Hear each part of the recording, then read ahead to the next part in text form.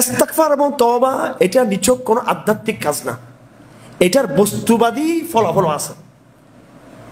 আপনি যদি ইস্তিগফার করেন ইউ উইল গেনার বেনিফিশিয়ার, শুধু হবেন আপনি আধ্যাত্মিক, নট বাই স্পিরিচুয়ালি। আপনি শুধু আধ্যাত্মিকভাবে লাভবান হবেন তা না, বরং আপনি বস্তুবাদী ফায়দাও পাবেন আপনি ইস্তিগফার আর তওবা দ্বারা। ইস্তিগফার হলো মুখে উচ্চারণ করা, বলেন ইস্তিগফার কোনটা? আস্তাগফিরুল্লাহ রাব্বি মিন কুল্লি যামবিন ওয়া আতুবু ইলাইহি, বলেন সবাই। এটা নাকি? এটা হলো সুফিবাদী ইস্তিগফার। কি ইস্তিগফার? এটা ভ্রান্ত সুফিবাদী ইস্তিগফার। আর সহিহ হাদিসের ইস্তিগফার হচ্ছে আস্তাগফিরুল্লাহ ওয়া আতুবু ইলাইহি, বলেন। এটা শর্টকাট, আর একটু লম্বা, এবং এটা বলে আল্লাহ একবারে ডাইরেক্ট কবুল করে ফেলবে। এটা ইসমে আজম আছে এখানে, মোটামুটি ইসমে আজমের কাছাকাছি। আস্তাগফিরুল্লাহ আল্লাযী লা ইলাহা ইল্লা হু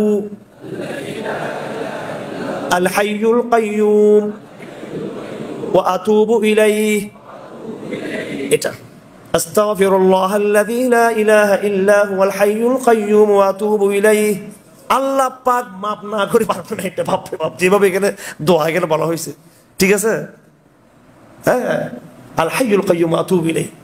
ইস্তিগফার আর তওবা দুই জিনিস। ইস্তিগফার মুখ দিয়ে হবে, তাওবা বাই অ্যাপ্রোচ, এটা কাজ দিয়ে আপনাকে দেখাতে হবে যে আপনি সত্যি আপনি অবৈধ প্রেম থেকে ফিরিয়ে আসিয়াছেন, ঠিক আছে? কষ্ট করে কি করছেন? ফিরে আসছেন। এটা হচ্ছে কি? তওবা। আর এমনি প্রেমও চলতেছে, আস্তাগফিরুল্লাহ কি করলাম, আস্তাগফিরুল্লাহ, এটা ইস্তিগফার। এটা এটা এটা দুর্বল। এটা তওবার সাথে কি লাগবে? ইস্তিগফারের সাথে কি লাগবে? তওবা লাগবে। ইস্তিগফার তওবার কথা আল্লাহ এখানে কেন বলতেছে আয়াতের শুরু দিয়ে? যেহেতু এখানে বিভিন্ন সম্প্রদায়ের কি আসবে, কাহিনী আসবে। এই সম্প্রদায়গুলো ইস্তিগফার করে, তওবা করে নাই, এই জন্য আল্লাহ পাক এদেরকে ধ্বংস করে দিয়েছে। এবং এটা মনে রাখবেন, প্যাটার্নটা মনে থাকবে তো আপনাদের। আযাবের প্যাটার্ন, দাওয়াতের প্যাটার্ন, নূহ, হুদ, সালেহ, ইব্রাহিম,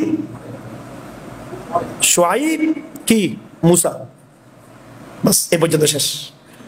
এর ভিতরে কিন্তু অনেক নবীরা আছে, আরো অনেক জাতি আছে, এগুলো এর ভিতরে। এটা হচ্ছে মূল প্যাটার্নটা।